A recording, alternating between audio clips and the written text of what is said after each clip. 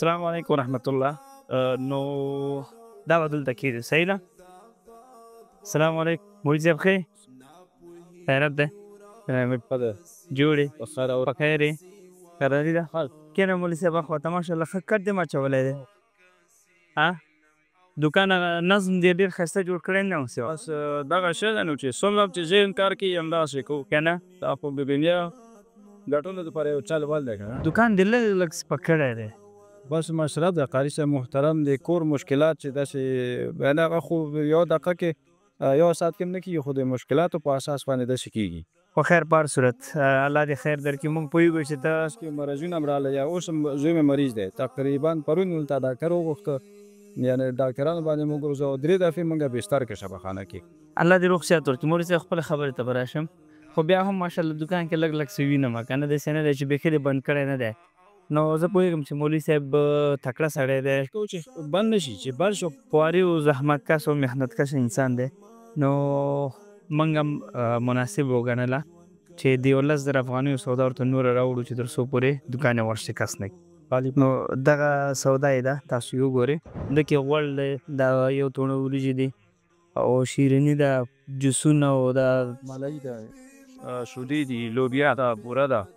نور چای اخیستې؟ نو مثلا دغه ممپلي ده، چای ده.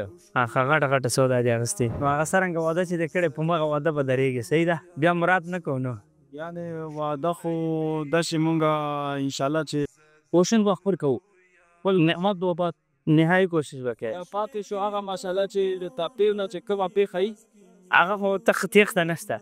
نو ماشاءالله تر تسبو مزبو پورې نه هر څه شته دي، صحیح ده. نو الله دې ته پکې برکت در واچوي. موږ راغلو یو سلام ته دي او دغه شیان مو هم در وسپارل. نو دوستانو که چېرته غواړئ مولانا صاحب غوندې ورته نور خلک هم شته دي چې خواري او زحمت وباسي، هغې کار کوی چې خو ولې فقط لاسنیوی پکار دی. نو زموږ اصول خو داسې دي چې چاته یو کار روزګار جوړ کړو، بیا پوښتنه کوو، سلام پرې کوو 2 میاشتو 3 میاشتو وروسته.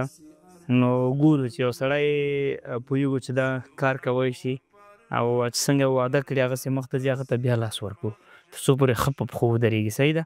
نو لله الحمد مولوي صاحب ښه دی ماشاءالله، تکړه دی. خو دا ځل به بیا معذرت نه منو مولوي صاحب. کوشش به دا کوې له خیره چې دوکان یې ډک کړې، صحیح ده.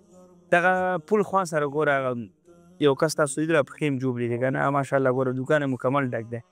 نو لږ خواري او زحمت وباسئ، صحیح ده مولوي صاحب.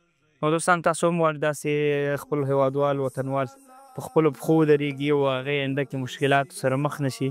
وټساپ نمبر درته ښکاري، انلاین مرستو لپاره لینکونه هم شته، په دې لینک کې ځان ثبت کړئ. ستاسو دا کمه مرسته نو زموږ لپاره دلته ډېر شی کېږي او بیا تاسې دې خلکو مشکلاتو پې حل کوو. نو الله مو خوشحال لره، خدای مو آباد لره.